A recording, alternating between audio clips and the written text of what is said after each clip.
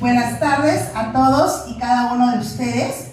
Es un placer estar aquí en esta charla organizada por la Oficina de Tutoría y Bienestar Universitarios de la Facultad de Ciencias Económicas de nuestra Universidad Nacional del Callao. Soy la doctora Micaela Choquehuanca Martínez y estaré guiando esta charla sobre el proyecto de vida, diseñando tu futuro personal y profesional, junto a dos estudiantes extraordinarios que me acompañan hoy: Ramírez Quispe Michelangelo y Guamán Maxa Samantha. Muchas gracias, doctora Micaela. Nos llena de alegría darles la bienvenida a este espacio donde reflexionaremos sobre nuestro proyecto de vida, entendiendo que no solo se trata de elegir una carrera, sino de alinear nuestros sueños, valores y metas con las decisiones que tomemos cada día. También queremos agradecer a todos los profesores que colaboraron para que esta charla fuera posible y a la Oficina de Bienestar Universitario que nos ha apoyado en la difusión de este evento. Hablar de proyecto de vida es hablar de propósito, de sentido y de dirección. Un proyecto de vida nos ayuda a responder preguntas como ¿quién soy? ¿Qué quiero lograr? ¿Y cómo quiero aportar a mi entorno y a mi país? Hoy vamos a reflexionar sobre tres dimensiones claves de nuestro proyecto de vida: la dimensión personal, la dimensión académica y profesional, y la dimensión social, entendida como nuestro aporte a la comunidad.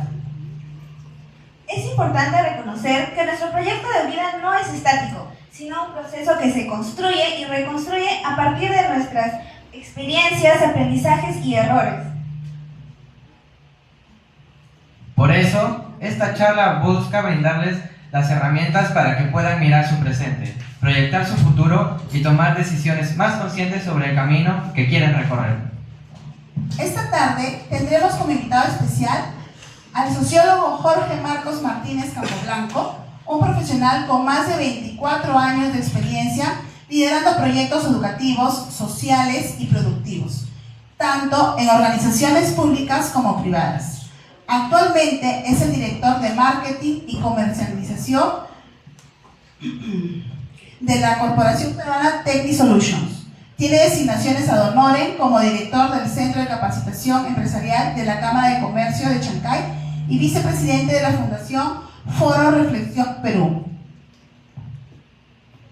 El sociólogo Jorge Marcos ha creado, dictado y gestionado más de 500 conferencias y eventos académicos a nivel nacional e internacional, abordando temas como educación, inclusión, emprendimiento, inteligencia artificial como educación, inclusión, habilidades blandas, sociología de la violencia y desarrollo sostenible, entre otros. Actualmente es profesor universitario en las universidades Norbert Wiener, Ricardo Palma, Continental y UCIL. Su trayectoria refleja un proyecto de vida orientado a mejorar la calidad de vida de las personas a través de la educación, la innovación y la articulación entre personas, organizaciones y comunidades. Le damos la más cordial bienvenida al profesor Jorge Marcos Martínez Campoblanco. Adelante y que empiece la magia.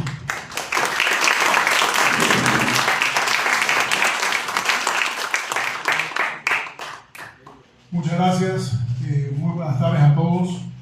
Es un gusto, un privilegio estar en la Universidad Nacional del Callao y además poder tener esta actividad con ustedes que son los más jóvenes de la universidad en esta dimensión sobre la que conversaremos el día de hoy acerca del proyecto de vida tanto en el ámbito personal como profesional.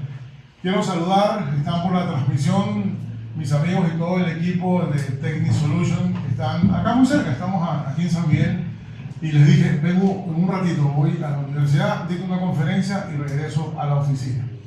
Bueno, hoy quiero plantear diversas dimensiones alrededor de una temática de la cual sé que han oído en algún momento, sé que en algún momento alguien les ha dicho, oye, ¿cuál es tu proyecto de vida? ¿Qué piensas hacer en el futuro? ¿Qué planes tienes? Y naturalmente todos también hemos respondido a esas preguntas, ¿no? ¿Qué quiero hacer? ¿Cómo lo quiero hacer? ¿Cuál es la ruta? ¿Cuáles son los esfuerzos que voy a poner en el camino para ser esa persona, ese proyecto que tanto quiero ser? Y para ello voy a tratar en estos 40 minutos que me han cedido para conversar con ustedes, de explicarles cómo fue que yo elaboré mi propio proyecto de vida, cómo fue que yo aprendí no solamente a diseñarlo, sino a enseñarlo, a contarle a los demás qué podía hacer y, digamos, no solo los beneficios o aciertos que he tenido, sino también los errores, las equivocaciones y las frustraciones que han formado parte de mi historia de vida. Mi nombre es Jorge Martínez Campoblanco, nací aquí en la ciudad de Lima, pero la vida, como muchos otros peruanos, me hizo vivir 30 años fuera del país. Hace 10 que regresé, así que soy un migrante multiplicado por 2. Migré cuando era niño, migré ahora ya de adulto. Siguiente, por favor. Bueno, hay una pregunta que es crítica en todo esto. Porque cuando hablamos de proyecto de vida, siempre, y tal vez lo hacemos de manera inconsciente, pensamos en la prosperidad que muchos lo miden a través de ¿qué? Del dinero. Es decir, qué tan exitoso soy, qué tan feliz soy, va relacionado a qué tanto dinero he logrado generar o producir. Claro, porque todo el mundo quiere el gran depa, el gran carro, ¿no? El sentir de que el éxito está medido en esos términos.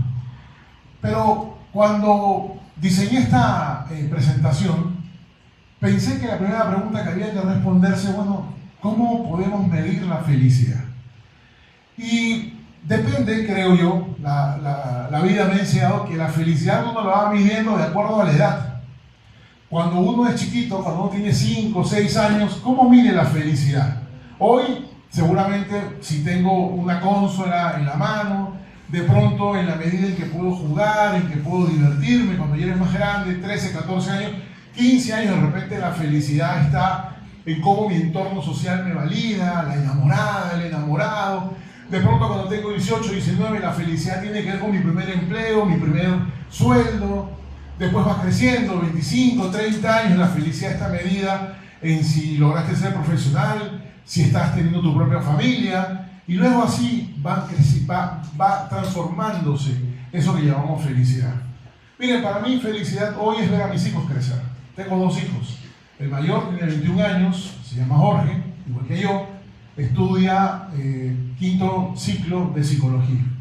Y está mi niña pequeña, Miranda, tiene 13 años, estudia 2º año de secundaria. Mi felicidad tiene mucho que ver con cómo yo los veo a ellos.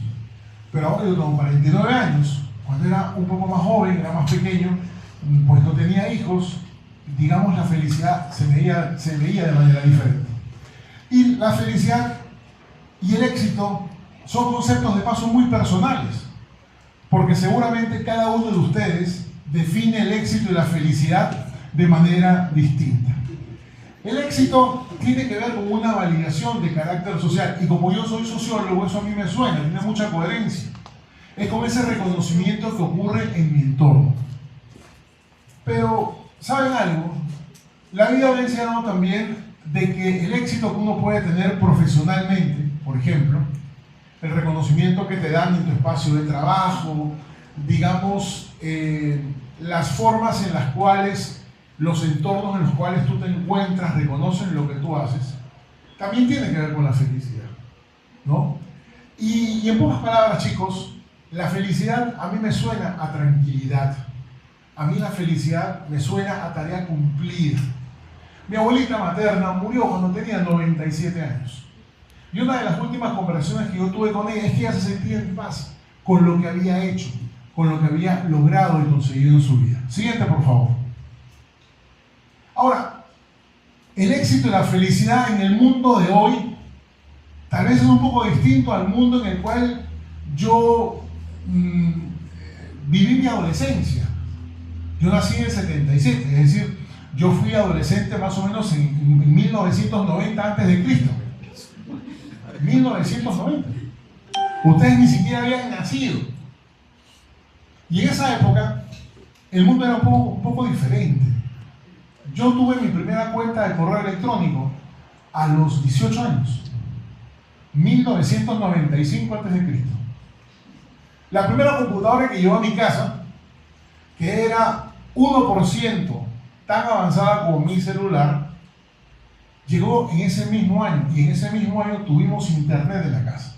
Pero un internet que andaba como tortuga. Era una cosa que a ustedes les daría vergüenza, ni siquiera lo utilizarían. Como hoy uno tiene la facilidad de tener muy buena velocidad en los celulares.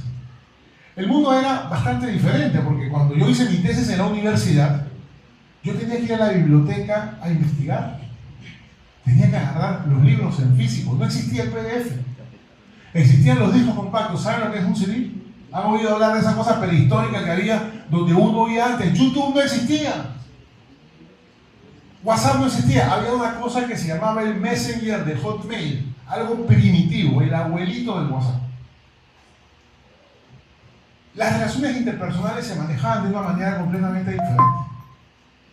Ahora, esto no significa que en el mundo en el que yo me crié, en el que yo fui adolescente, no existían cosas que hoy se definen, por ejemplo, un mundo globalizado. Ok, en esa época el correo electrónico recién estaba empezando a funcionar, pero existía algo llamado fax. ¿Saben lo que es un fax? No, ¿verdad? ¡Qué vergüenza! Dios mío, no, vergüenza yo, que les estoy hablando de la prehistoria. El fax era un aparato, como un teléfono, tú pasabas un papel y lo que decía el papel salía por otro aparato igualito en cualquier parte del mundo. Hoy todo es inmediato. Si tú le mandas un WhatsApp a tu enamorado y no te responde en los próximos 60 segundos, ¿qué pasa? Se friega, ¿verdad? Porque estamos en un mundo globalizado, donde todo está digitalizado. Miren, hace mucho tiempo, yo que me considero un millennial honorífico, no hago cola para comprar entradas al cine. En mi época, tenías que ir al cine, hacer tu cola, comprar tu entrada. Hoy mucha gente ya no va al cine, ve Netflix, HBO, Amazon Prime. Ustedes están en un mundo donde todo es automatizado. Saludos a mis amigos allá en la oficina que se dedican a hacer temas de automatización. Pero ¿en qué trabajo yo? Yo me encargo de poder crear soluciones para que la gente haga su trabajo con mayor facilidad. Y es que no vayan a creer ustedes que hoy, por ejemplo, cuando piden un taxi y utilizan Drive o Uber, eso existió siempre, ¿no? Eso existió hace poco. Eso es algo llamado innovación disruptiva, de lo cual en otra oportunidad, si me vuelve a invitar la profesora Choquehuanca, me encantaría venir a hablarles. Pero a final de cuentas, el planeta siempre ha tenido, en la historia de la humanidad siempre ha tenido oportunidad. Oportunidad para cambiar, oportunidad para crecer, oportunidad para transformarse. Miren, por allá, cuando yo salí de la universidad en el 2002, yo me abrí mis propias oportunidades. Yo soy un sociólogo atípico, anormal. ¿Por qué? Porque yo en esa época hablaba de computación móvil, hoy son los celulares que tenemos en la cintura. Yo en esa época hablaba de la interconectividad, hablaba del futuro, de cómo la gente iba a empezar a hacer cosas en algo que ni siquiera existía, que eran las redes sociales. Pero igual mis padres, que se graduaron en la Universidad Nacional Mayor de San Marcos allá en el año 70 y tantos, antes de Cristo, hablaban también de otras oportunidades que tenían en el contexto en el cual se desarrollaban. Siguiente, por favor.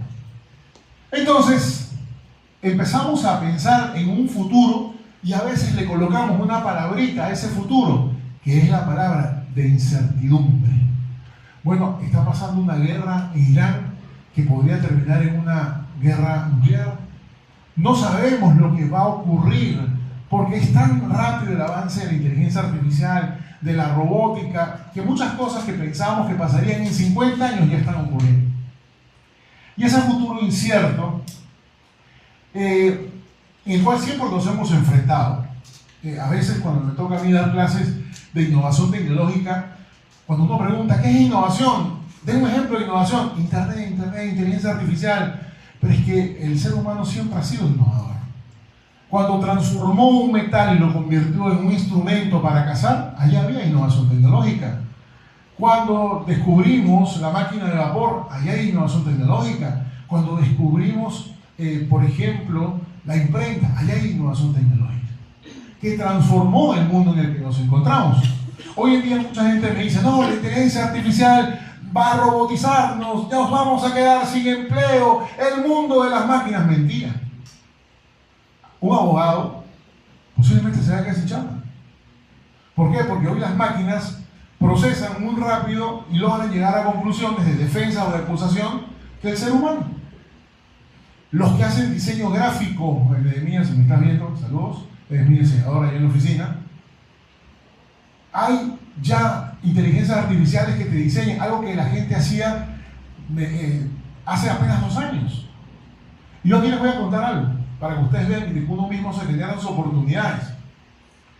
Cuando yo empecé a trabajar, 95, 94, 93, yo trabajaba en una empresa donde yo tenía que llevar, tenía que hacer el proceso de publicar en un periódico el aviso promocional de lo que vendíamos. ¿Y cómo funcionaba todo eso? Mi jefe hacía un diseño en un papel, se mandaba por fax, te devolvían el arte diseñado, ¿no? el bosquejo, tú lo aprobabas y luego yo tenía que ir en persona a buscar una cosa que se llamaba fotolito, que era el negativo para ir al periódico. Tenía que ir al periódico para que eso saliera en la edición del día siguiente. Primero, hoy nadie publica en el periódico ya está fuera. Pero si usted quiere hacer una publicación en redes sociales, la red se la abre usted. Usted mismo diseña su flyer, usted mismo hace su copy, usted mismo le mete 10, 20 o lo que quiera soles para promocionar. Es algo que uno lo hace de manera autónoma. Antes, ¿cuánta gente intervenía? El que hacía el diseño, el que creaba el diseño, yo, que era el que llevaba el diseño al periódico. 3 personas. El periódico, 100 personas más. Hoy estamos en un mundo donde las cosas las podemos hacer nosotros. Pero si algo tiene vigencia es que hoy estamos en un mundo donde tenemos que aprender, tenemos que leer, tenemos que ver videos, tenemos que oír podcasts, porque es la única manera de tener alguna vigencia en el escenario en el que nos encontramos. Siguiente, por favor. Entonces, empecemos a ver cómo diseñamos un proyecto de vida. Y en primer lugar, hay que identificar nuestra propia identidad. Y cuando uno habla de uno mismo, uno tiene que ser muy honesto. O sea, ¿para qué soy bueno? ¿Qué me divierte? ¿Qué me apasiona? Y eso vincularlo, por ejemplo, con un proyecto de vida que tenga algún sentido. El mundo está lleno de buenos propósitos. ¿A qué me refiero con esto? Yo todos los diciembres, ¿saben cuál? Cuando me estoy comiendo mis 12 uvitas, el 31, una de mis uvitas siempre se llama: el próximo año voy a adelgazar. Esa es mi uvita. Yo como 25 kilos en los últimos 5 años, antes que me haga bullying, por si acaso lo digo. Pero esa es una de mis uvitas. Y seguro que todos tenemos buenos propósitos. No, el próximo año voy a conseguir chamba. El próximo año me voy a Francia. El próximo año me voy a ver el mundial. Ya. Pero, ¿cuál es la diferencia entre un propósito y una meta? Que el propósito es una buena intención. La meta es algo que yo cuantifico y le pongo fecha. El próximo año voy a adelgazar 10 kilos y lo voy a hacer yendo al gimnasio y alimentándome mejor. El próximo año voy a entrar a la universidad en esta carrera y en esta universidad. El próximo año voy a ahorrar 20.000 soles y lo voy a hacer haciendo taca, taca, taca. Pero la diferencia, a veces nos frustramos porque diseñamos una ruta de vuelo que lamentablemente no se parece a la realidad que tenemos. Entonces todo queda en la estratosfera, no tenemos una precisión y eso al final nos termina haciendo mucho daño. Siguiente, por favor. Entonces, para yo poder definir seriamente cuál es mi proyecto de vida, hay muchas maneras de hacerlo. Si ustedes googlean, puede salir por ahí una matriz, un video que les diga cuáles son los pasos. Yo les voy a dar la ruta más sencilla. Siéntense un día con un pedazo de papel y un lapicero. Lo pueden hacer en su celular, en su tableta, donde ustedes quieran. Y empiecen a enlistar esas cosas que quieren hacer. Empiecen un poco a imaginarse qué quieren hacer. Ustedes son estudiantes universitarios, o sea, es decir, ya tienen de alguna manera una línea, una trazabilidad, tienen ya más o menos la cancha pintada. Pero de pronto háganse preguntas como, ¿en dónde quiero trabajar? ¿En dónde quiero desarrollar para lo que soy bueno? Miren, a mí me encanta la música, yo soy músico, soy percusionista, soy cajonero, me encanta la música, pero no es algo que haga con mucha frecuencia, entre otras cosas porque no tengo tiempo. Pero digamos que en la medida de lo posible trato de destinar algún tiempo para eso que es una pasión. Antes hasta tocaba en un grupo y me iba de gira, estuve en España, en Portugal, en Colombia, haciendo giras musicales. Eso a mí me llena, pero no me llena los bolsillos, porque no lo hago profesionalmente. Sin embargo, esas pasiones también tienen que formar parte del repertorio o de las ambiciones que uno tiene como persona. Entonces nos queda muy claro de que no podemos quedar únicamente en propósito, que hay que darle fecha, hay que darle objetivo a lo que queramos hacer. Entre otras cosas porque planificar con alguna meta clara nos permite poder avanzar en la vida. Siguiente, por favor. Fíjense,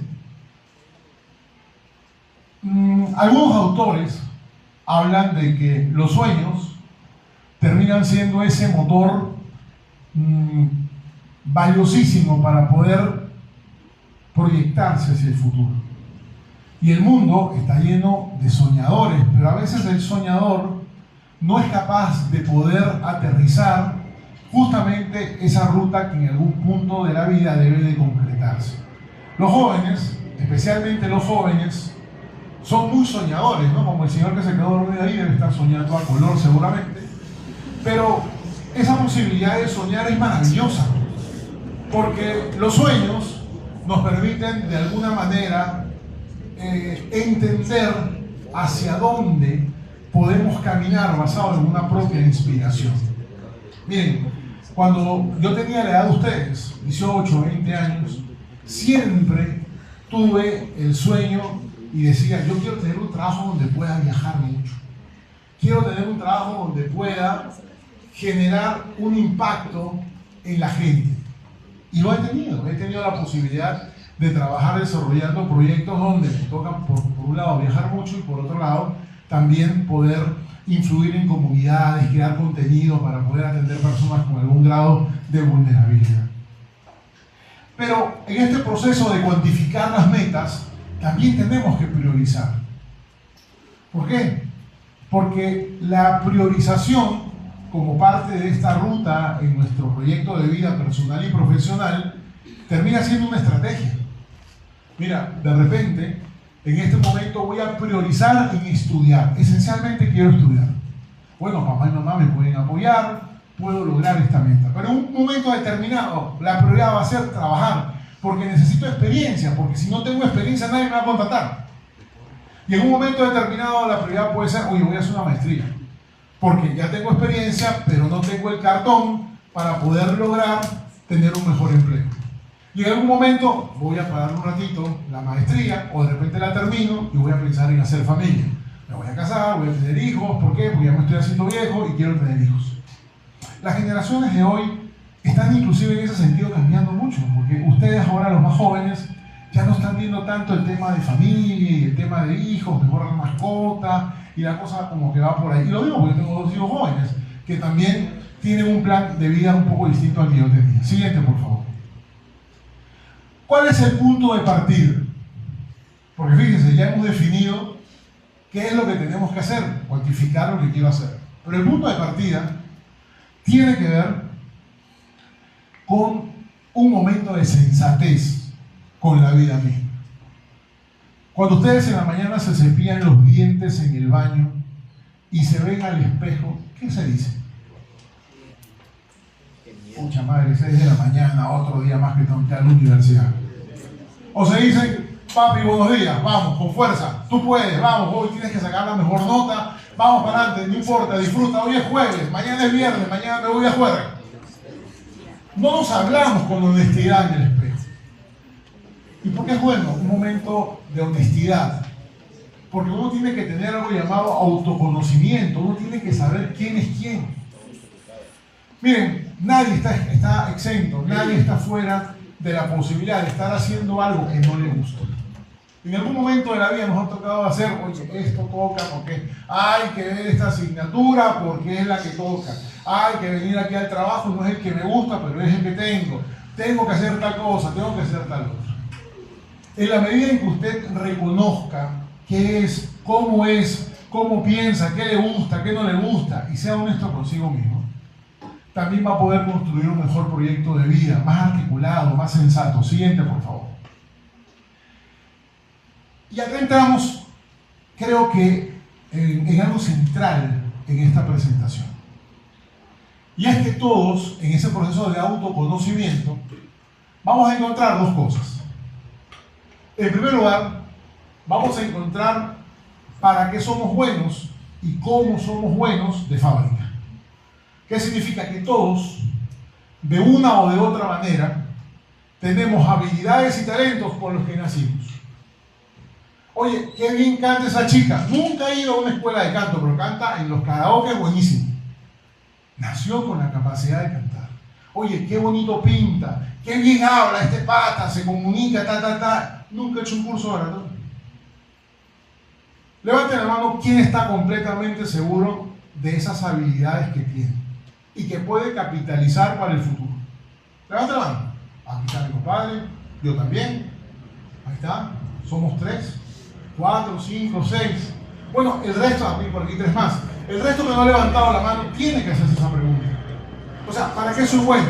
De repente tengo la habilidad de liderar un equipo, de repente soy bueno jugando fútbol, de repente soy analítico o tengo inteligencia emocional, y eso no me lo enseñó nadie. Pero hay otras habilidades que conforme voy creciendo, me doy cuenta que tengo que desarrollar. ¿Ok?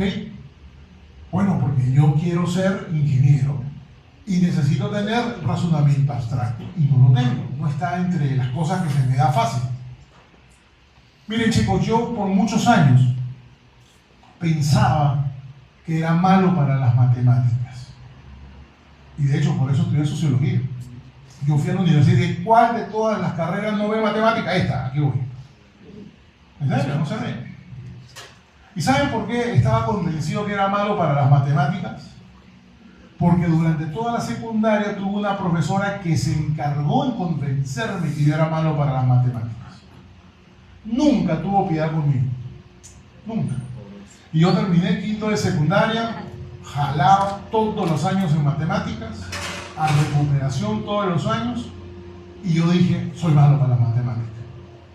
Bueno, estudié sociología, solamente veía 2 estadísticas, pasado esto, era un hombre completamente feliz.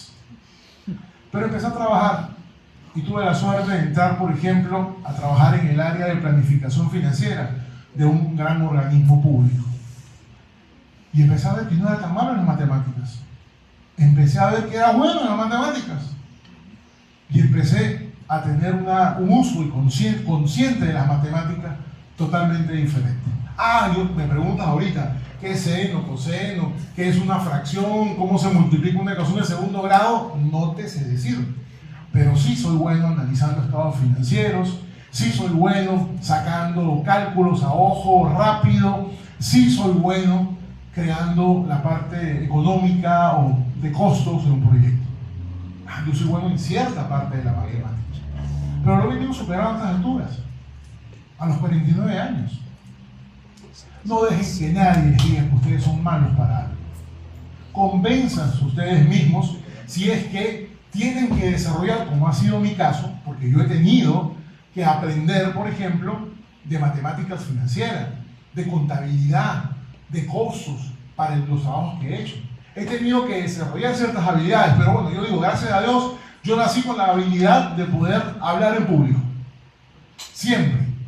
En la casa, cuando éramos niños, y el día de la madre, ¿quién era el anfitrión de la noche? Nicky. En el colegio, la actuación, ¿quién era el maestro de ceremonia? Mickey. Porque se me da natural. Pero sí tuve que desarrollar otras cosas para poder entender cuáles eran mis talentos. Ahora, en función de lo que uno puede autoconocerse, uno también puede establecer un poco cuál es la ruta basado en eso que yo estoy seguro que puedo hacer. Siguiente, por favor. Otro punto importante, motivación e inspiración. Miren, cuando uno establece un proyecto de vida y te estableces metas, a veces la vida no es tan fácil para cumplir las metas que tú tienes. A mí me tocó por mucho tiempo postergar ser malista. ¿Saben por qué? Porque yo tenía como prioridad trabajar. Logré tener mucha experiencia, más experiencia que la que pueda tener un magíster o un doctor, pero no tenía el grado. Me tocó tomar esa decisión. Ahora, ¿cómo me motivé para hacer una maestría ya de viejo? ¿Cómo me motivé para migrar ya de viejo? Porque la motivación es muy difícil sostenerla. Uno de pronto un día sale, sí, vamos, pues, por supuesto que lo voy a lograr. Pero a la media hora esa motivación puede ser que no esté en ese nivel óptimo. Y ahí es donde entra la disciplina. ¿Por qué la disciplina es importante? Porque la disciplina te da método.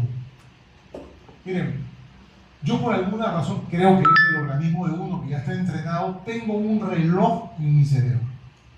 Yo pongo el despertador y toda la cosa, pero si yo me tengo que despertar a las 5:30 de la mañana, a las 5:29 abro los ojos. Se los juro por mis hijos. Si tengo que planificarme para llegar a un sitio, por más que esté complicado, yo soy extremadamente puntual, cardíaco, si me permiten un término. ¿Ok? Eso es porque tengo disciplina. No es que yo sea disciplinado en todos los aspectos de mi vida. Ojo, yo no quiero presentarme como un hombre perfecto, porque soy imperfecto soy. Pero he desarrollado ciertas cosas, por ejemplo, mi capacidad de abstracción. Yo puedo leerte 10 páginas en 2 minutos y tener una idea clara de lo que estoy teniendo en mano. Pero tengo otras cosas que no soy tan diestro, ¿no? ¿Ok? A veces la ortografía no me acompaña al 100% de mi vida. Eso puede ocurrir, ¿verdad?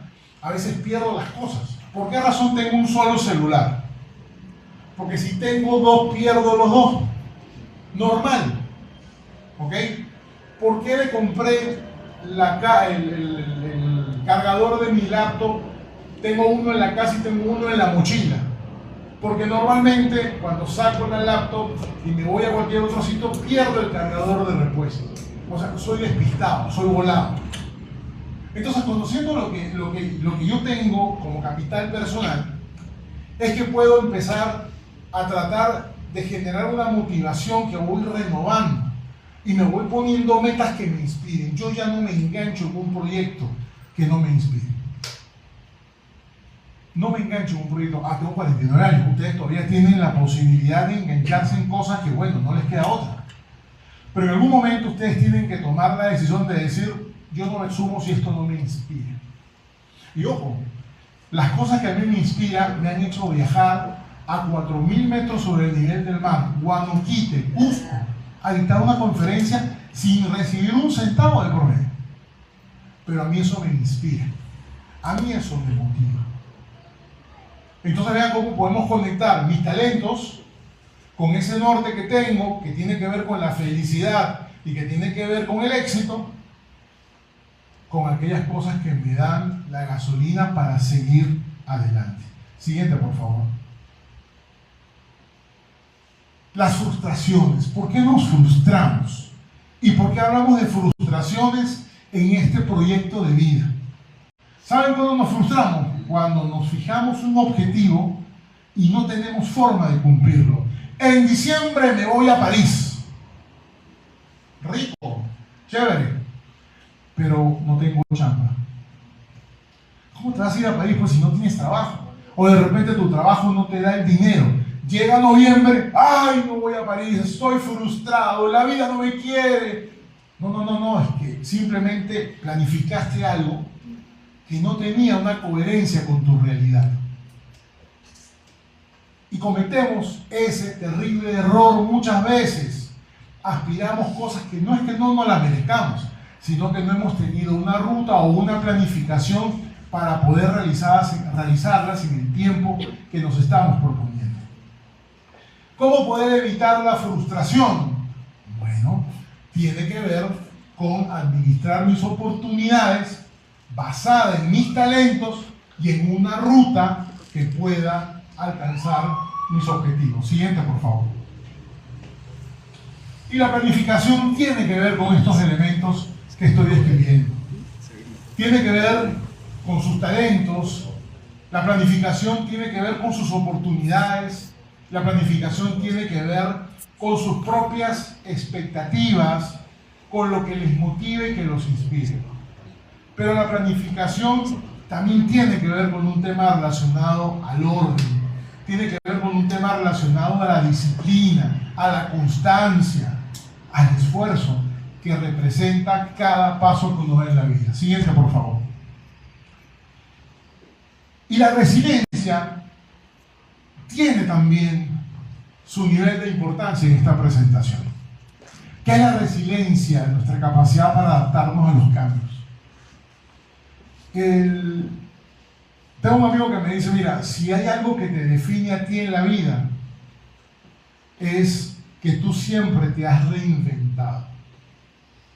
Y me ha tocado reinventarme porque me ha tocado volver a comenzar muchas veces. El mundo no está plano para todos. Ustedes viven en Lima, viven en el Callao. Ustedes cuando llegan a la casa tienen agua en el grifo, en el caño. Tienen televisión, Netflix, en sus celulares tienen conectividad. Seguramente papá y mamá en casa que los está esperando con una comidita caliente. Pero hay muchos peruanos que no tienen esas realidades. Y sin embargo salen adelante. Y sin embargo golpean más duro, se caen más fuerte, pero se paran y siguen hacia adelante.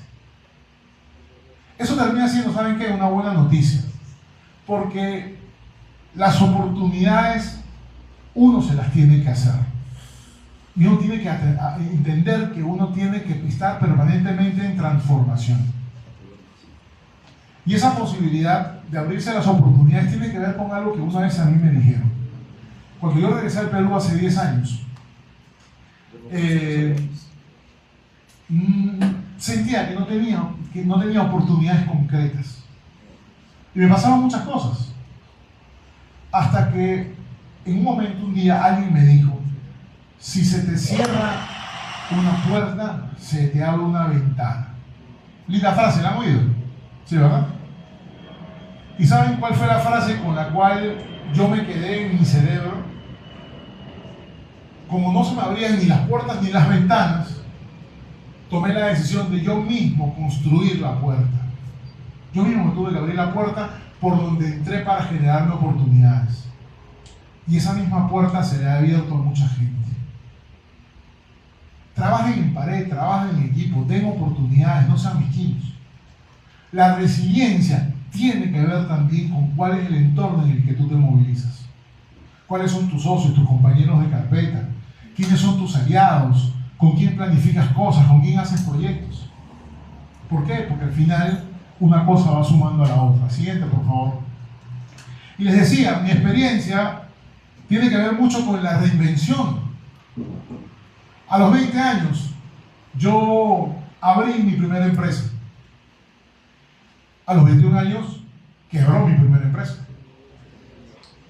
La volví a abrir y esa empresa todavía existe. O sea, va a cumplir 30 años esa empresa. ¿He perdido empleos? Sí, he perdido empleos. ¿He ganado empleos? Sí, he ganado empleos. He tenido la oportunidad de incursionar en cosas en las cuales yo nunca me hubiese imaginado que podía hacer. Siguiente, por favor.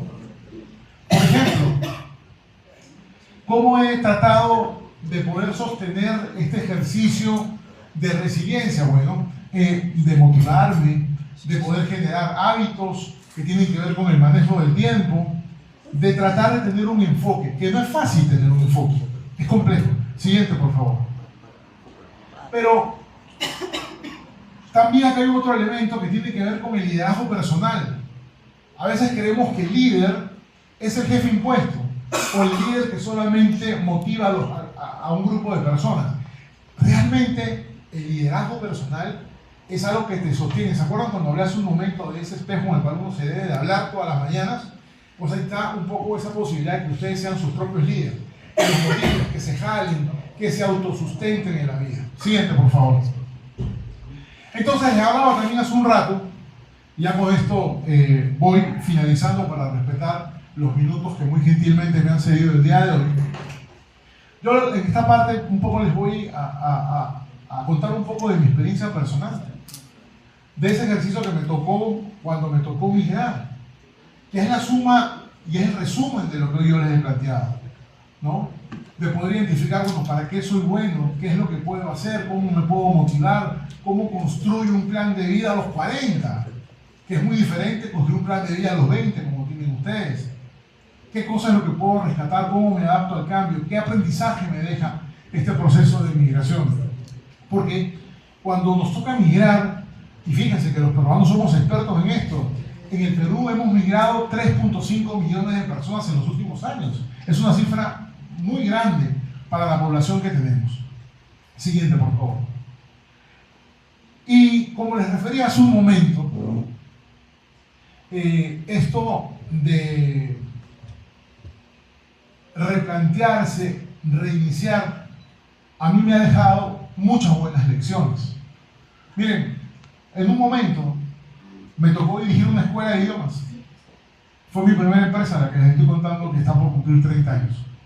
En algún momento me tocó ser director de planificación y presupuesto del sistema penitenciario. Bueno, es que tú eres sociólogo, tú debes saber de cárceles, no crean, porque es una especificidad bien grande en el mundo profesional. Luego me tocó entrar al mundo de las universidades, llegué a ser director de recursos humanos de una universidad enorme.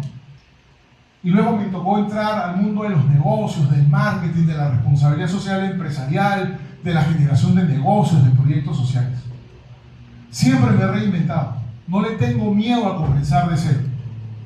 Si mañana me toca volver a emprender algo en mi vida, lo voy a hacer. ¿Por qué? Porque yo les he presentado hoy las cosas en las cuales yo creo. Hoy yo no les he presentado a ustedes una exposición que está descarnada de mi persona. Lo que yo les he presentado hoy es en lo que yo creo, en lo que yo he hecho y en lo que me parece importante que ustedes puedan tener plena conciencia. No todo es dinero en la vida. Hay cosas que tienen más parecido a la felicidad que el dinero. El dinero es un medio, es una forma para conseguir ciertas cosas. Siguiente, por favor. Cuando al comienzo me presentaron y dicen esta cifra que yo he dictado más de 500 conferencias, yo les puedo pasar un enlace para que vean todos los diplomas que tengo. ¿Por qué para mí es importante comunicarles esto? Primero, porque pareciera de que no fuera verdad. Segundo, porque detrás de cada conferencia que yo he dictado hay mucho trabajo, muchísimo trabajo. Yo soy muy autodidacta. Cada presentación que hago es nueva. Estas láminas ustedes las están viendo por primera vez y no lo pienso utilizar en otra. Y no crean que todas esas conferencias me las han pagado. Hay más de un lugar donde han ofrecido pagar y no han pagado, ¿verdad, profesor? Y muchas me han invitado a honor en la punta del cerro. Una vez estuve en el Agustino, arriba, donde se ve el tanque de agua. Hasta allá llegué gratuitamente para dar una conferencia. No le tengo miedo al voluntariado. Esto para mí es una de mis grandes cartas de presentación. Aquí hay mucho compromiso, mucho esfuerzo.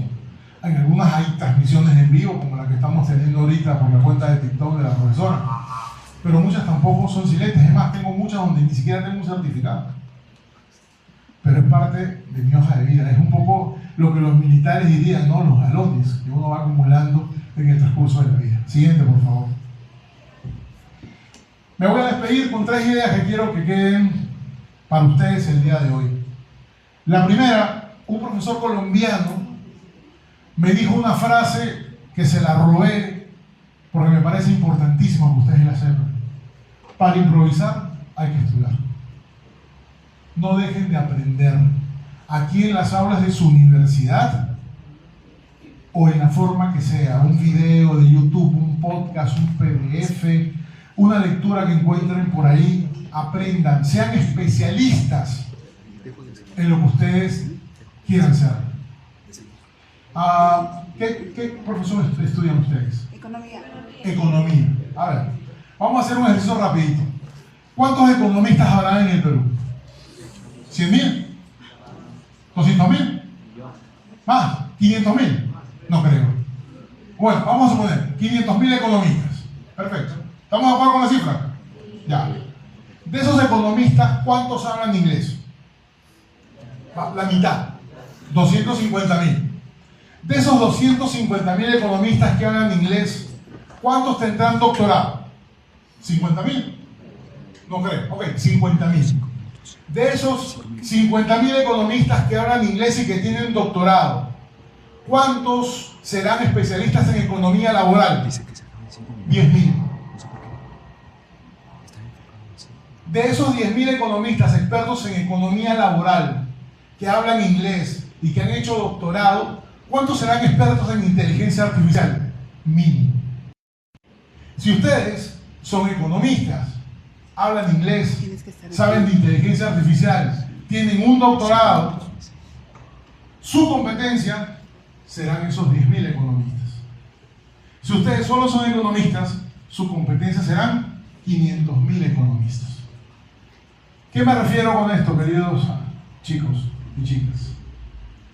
Que de ustedes depende cuál sea su nivel de competencia y con quién compitan para lograr lo que quieren. Tienen que estudiar. Otra frase que me encanta, Rubén Blades. ¿Conocen a Rubén Blades? ¿Saben quién es? ¿Seguro que no? Bueno, Rubén Blades es un cantante panameño que canta una canción famosísima que se llama Pedro Navaja. Ahora sí, ¿verdad? Y él, en la segunda parte de Pedro Navaja, la canción se llama Sorpresas, él tiene una frase que dice: hasta para ser maleante hay que estudiar. Esa no la voy a explicar, esa se la llevan ustedes para reflexionar en sus casas. Pero la tercera frase que quiero dejar es una frase de mi padre: la felicidad está en las cosas simples. ¿Qué significa esto? No vayan a creer ustedes que la felicidad y el éxito se miden por el carrazo que tenga en la puerta de la casa. ¿Saben quién es Steve Jobs? El que creó el iPhone, ¿no? Steve Jobs murió de un cáncer. Muy joven. Con toda la plata que tenía, no pudo curarse del cáncer. Y en lo último que escribe, él dice: muy tarde me di cuenta que la hora en un reloj de $100.000 o en un reloj de $100 es la misma. La felicidad tiene que ver con otras cosas y el éxito también. Lo que ustedes vayan a planificar en sus vidas, que sean cosas que los llenen, que los motiven, que los hagan sentir orgullosos.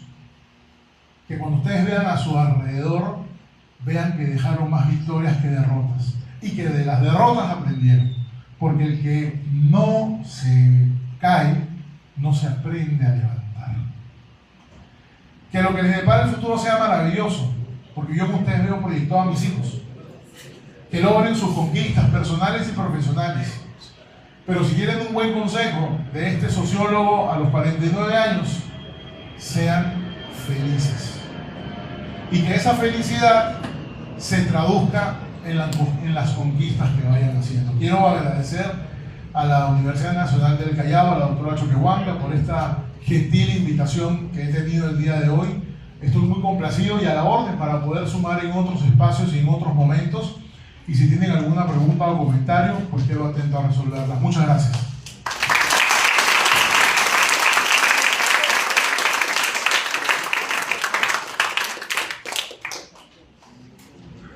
A continuación, abrimos un breve espacio para preguntas y comentarios por parte de los estudiantes, para que puedan profundizar por las ideas que más les haya resonado de la ponencia sobre el proyecto de vida.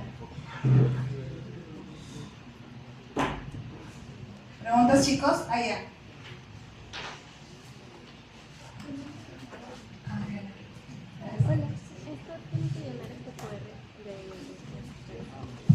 Buenas tardes con todos.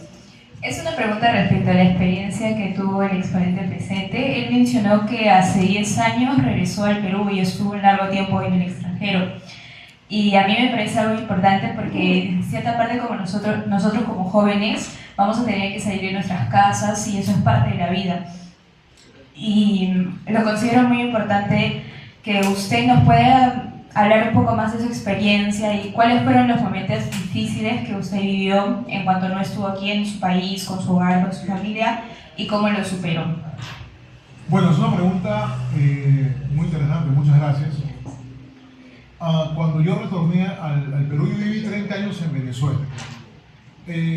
Yo recuerdo que en algún momento alguien me dijo, "No, como tú eres peruano de nacimiento y tienes DNI, te va a ir buenísimo".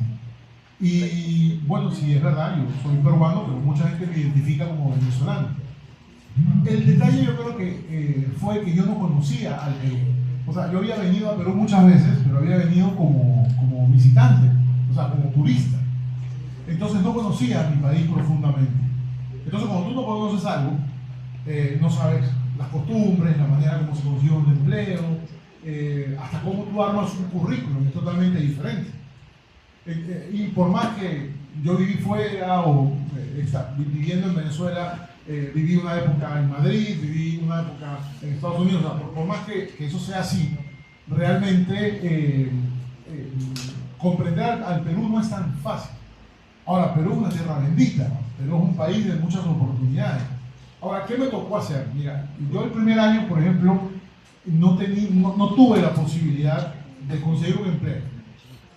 Pero entendí en un momento determinado que el responsable era yo, ¿sabes? ¿Por qué? Porque yo pues quería el empleo. De pronto, como yo había ocupado cargos importantes, yo quería que aquí me contrataran de ministros. Y eso no iba a pasar.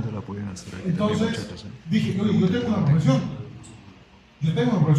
Yo voy a ver qué consigo como sociólogo. Y bueno, ahí llegó el primer empleo, la Cámara de Comercio de Lima. Y entré a dictar clases, a crear un diplomado en marketing digital y a dictar clases por casi 10 años. Pero fue porque yo mismo me di cuenta de que tenía algo con lo cual podía trabajar, que no lo había aprovechado hasta el momento. Y así surge mi primer empleo. Y luego conseguí empleo en la Universidad Nacional del Callao, luego monté mi empresa, o sea, las cosas empezaron a funcionar. Al final, miren, todos somos energía. A veces no hacemos que la energía circule porque nos frustramos. Yo creía que aquí me iban a dar empleo sin tener experiencia en el Perú de lo que yo hacía en Venezuela. Y mira, me di cuenta de que tenía algo que presentar, que era mi profesión, y ahí las reglas del juego cambiaron.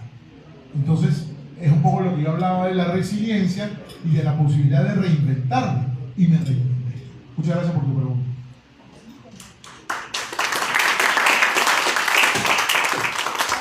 ¿Alguna pregunta más?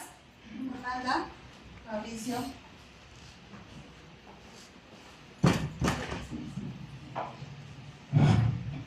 Buenas tardes, gracias por estar usted acá enseñándonos sobre esta motivación. Mi pregunta va más a cómo usted se animó a estudiar su maestría. O sea, ¿qué fue la fuente principal que lo motivó y cómo lo logró? Que empecé a perder oportunidades de proyectos con gente que tenía menos experiencia que yo, pero tenían maestría. Y eso es crítico, cuando te das cuenta de que pierdes oportunidades porque sabes más que tus competidores, pero el cartón pesa más de lo que uno sabe. Y me tocó tomar esa decisión. Ahora, eso es absolutamente lógico cuando tienes un poco las prioridades claras. Es decir, cuando sabes qué puedes hacer. Mira, cuando me presentaron, dijeron que yo soy director ad honorem de la Cámara de Comercio de Chancay, donde está el puerto nuevo. Y nosotros le podemos pagar a un profesor por dictar una hora de clase 100 soles. ¿Okay? A un profesor que tenga maestría, doctorado. Pero a una persona que no importa que tenga profesión, pero que hable chino fluido, se le paga $100 la hora de clase. O sea, 4 veces más. ¿Por qué? Porque habla chino. porque es muy difícil conseguir profesores de Chile, que encima tengan experiencia, posibilidad para viajar, es muy difícil. Entonces, en un momento de tu vida te das cuenta de que algo tienes que sumarle a tu perfil profesional. Y eso hace que las cosas cambien, sí, hace que las reglas de juego cambien, sí, generas más oportunidades, sí, también. Pero forma parte de esa estrategia de la cual yo hablaba. Muchas gracias por tu pregunta.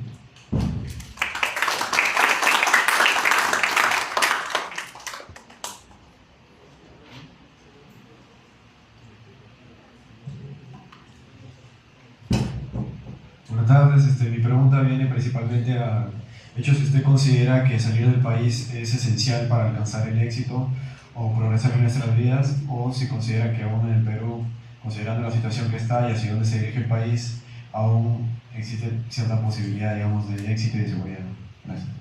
Gracias por tu pregunta. Mira, esa pregunta tiene dos maneras de responder. La primera, Perú es un país bendito. Es un país donde hay muchas oportunidades. ¿Por qué?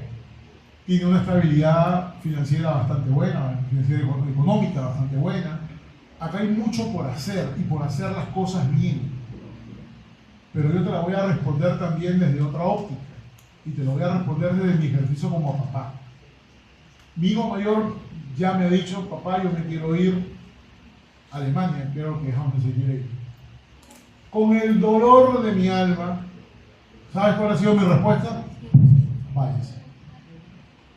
Mi hija pequeña me duele todavía un poquito más, pero yo no les diría que no. Es más, yo les recomendaría, no solamente cuando se gradúen, ahora si tienen la posibilidad, empiecen a viajar, vayan, busquen becas, aprendan mucho idioma. No importa, aquí mismo, a Brasil, a Bolivia, Ecuador, si pueden cruzar el charco, váyanse para España, Italia, váyanse para Alemania, para Suiza. Yo he tenido la posibilidad de viajar mucho, yo conozco más de 25 países. Y viajar, ya llegar a un aeropuerto de un país donde no hablan español ya es una aventura.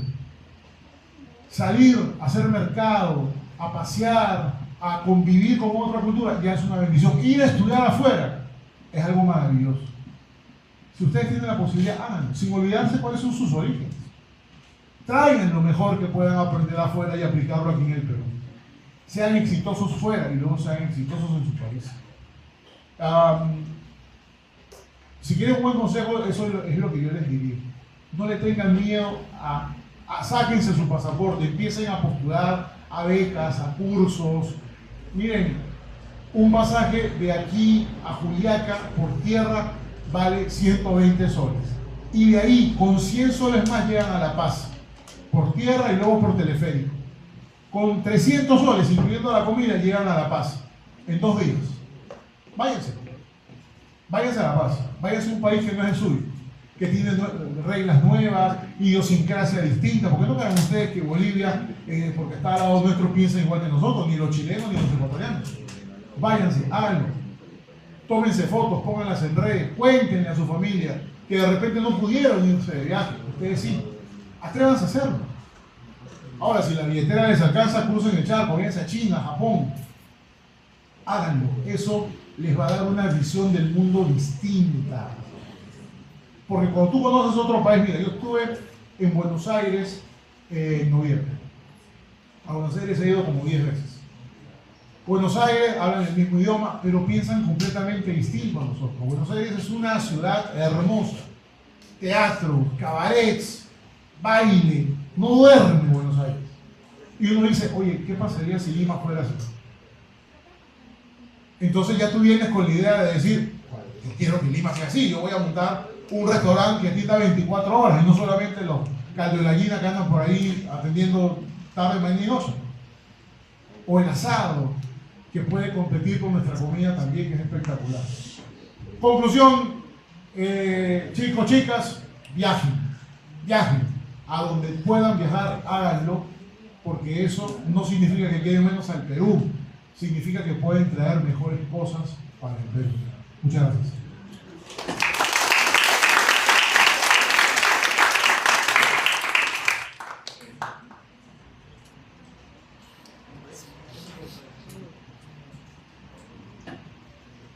Dos preguntas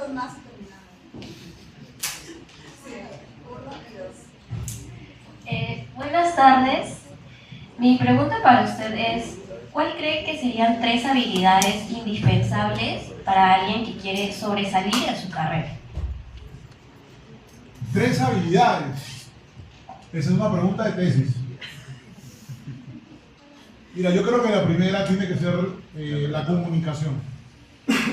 Hay que aprender a comunicarse. ¿Ok? Y aprender a comunicarse, entre otras cosas, es que la señorita que está de pie se siente. Ah, está pasando el correo, disculpe. Puede seguir pasando el correo. La comunicación es importante. La comunicación con empatía es importante. Para cualquier cosa que haga. La comunicación empática, la escucha activa es importante. Lo segundo, yo creo que la disciplina también. La disciplina es valiosa. Ordenarse. Priorizar tiene que ver con disciplina. Y lo tercero, yo diría una habilidad digital, ¿ok? Que puede ser hoy en día el manejo de la inteligencia artificial, ¿no? Me gusta mucho, por ejemplo, hablar de innovación disruptiva, design thinking, pudiésemos hablar de la metodología SMART, pero creo que teniendo una buena comunicación, un buen nivel de disciplina y habilidades que les ayuden a ser competitivos y más eficientes, creo que eso sería un poco lo que yo recomendaría. Gracias.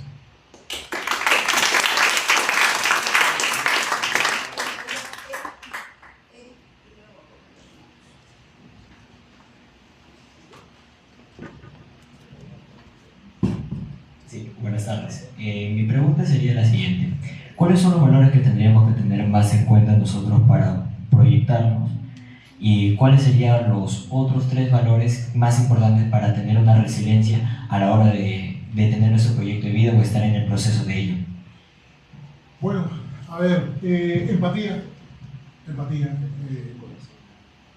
Tal vez uno de los grandes problemas que tenemos como humanidad en este momento es que somos poco empáticos. O sea, me interesa lo que me pase a mí, lo que le pase al vecino no es mi problema.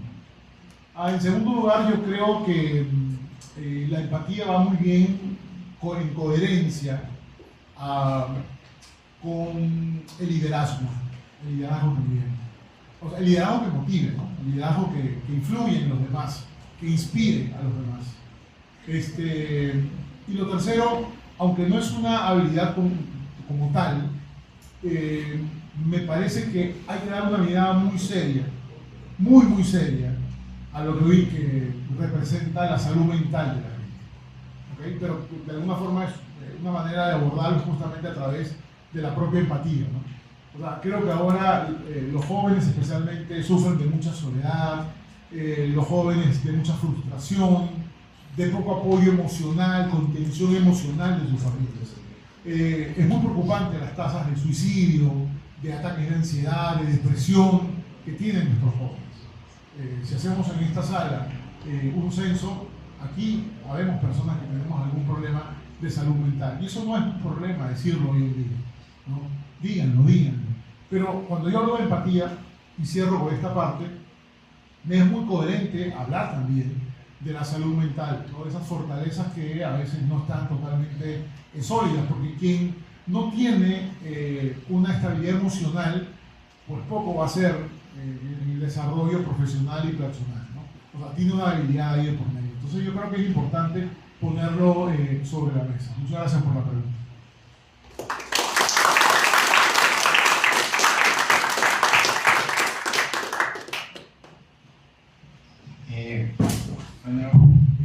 Hoy día creo que esa pregunta yo me lo consulté hoy en la mañana y creo que usted como sociólogo creo que lo podía responder, y es que yo creo que cómo funciona la sociedad, ¿no? Va cambiando con el funcionamiento, ¿no? Y creo que, no sé si como peruanos hoy en día es una realidad muy perspectiva desde la política, económica, no sé si estamos preparados a ese futuro tan inesperado que se adentra con la revolución de la IA, con el desarrollo tecnológico, y quiero más o menos entender quiero saber su punto de vista, ¿no? Gracias. Bueno, mira, las sociedades han evolucionado permanentemente. ¿Ok? A ver, si remontamos un poco lo que pasaba hace 100 años con las comunicaciones, hace 100 años tú mandabas una carta a Europa y la carta regresaba, la respuesta regresaba en 60 días. ¿Ok? Luego se inventa el teléfono, hay una inmediatez, pero no todos tuvieron teléfono. Una de las razones por las cuales surge la telefonía celular es porque casi nadie tenía teléfono en casa. Luego, internet, ¿no? El WhatsApp, que todo el mundo tiene. Mira estas tres comparaciones en apenas 100 años. ¿Okay? El mundo no deja de cambiar. Y voy a decirte algo que hoy en día tiene mucho sentido, y son las brechas. Por ejemplo, ustedes saben, en el Perú, 35% de los peruanos no tienen agua potable en su casa. Ahí hay una brecha. Porque no tener agua potable, te puedes enfermar, ¿no? Mala manipulación de alimentos, de aguas negras, por ejemplo. Hoy el 50% de los niños en el Perú tienen anemia, una brecha nutricional. Cuando yo estaba en la universidad, hablábamos de la brecha digital. ¿Qué era la brecha digital?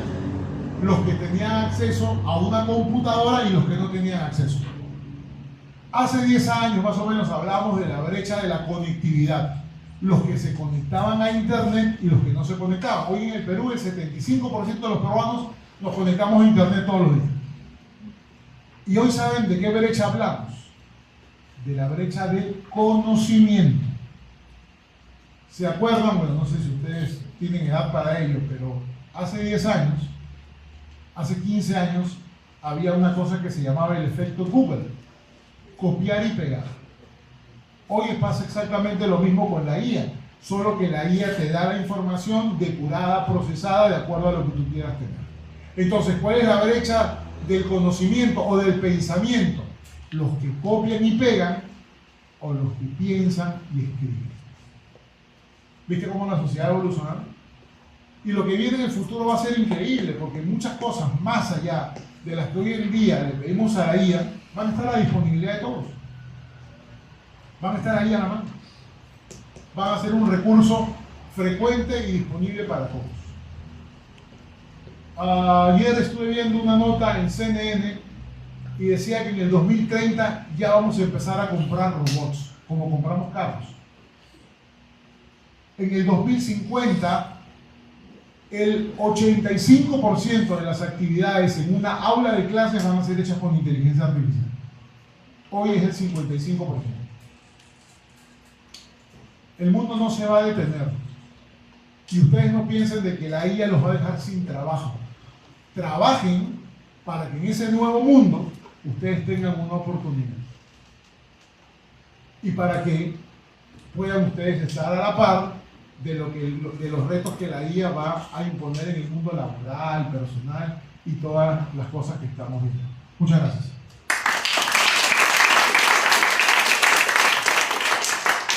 Damos pase a la entrega del certificado a cargo de nuestra alumna Nicole Cristina Espada Roque.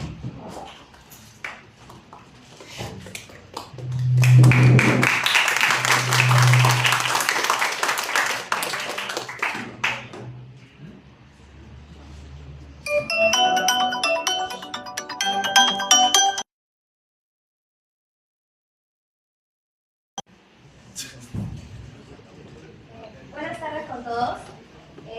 Se otorga el presente certificado a Jorge Martínez Capoblanco, director de Marketing y Comercialización de Technic Solutions, en reconocimiento a su destacada participación como ponente de la charla Proyecto de Vida, diseñando tu futuro personal y profesional, realizada el 23 de abril, organizada por el Comité de Tutoría y Bienestar Universitario de la Facultad de Ciencias Económicas de la Universidad Nacional del Callao.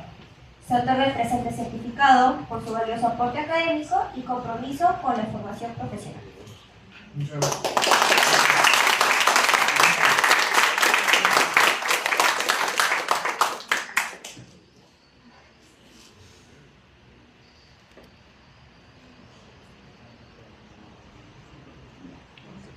Muchas gracias.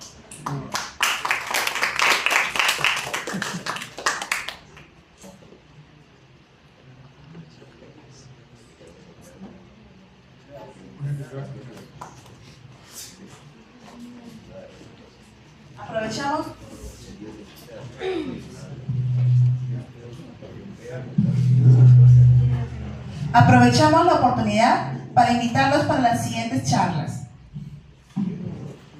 Con la licenciada Judith Guamán, Salud Mental de la Vida Universitaria, señales de alerta que no debes ignorar, miércoles 6 de mayo. También queremos presentar al doctor Juan Manuel Scipio Pacheco en el tema Cuando falte el aire, mitos y verdades de la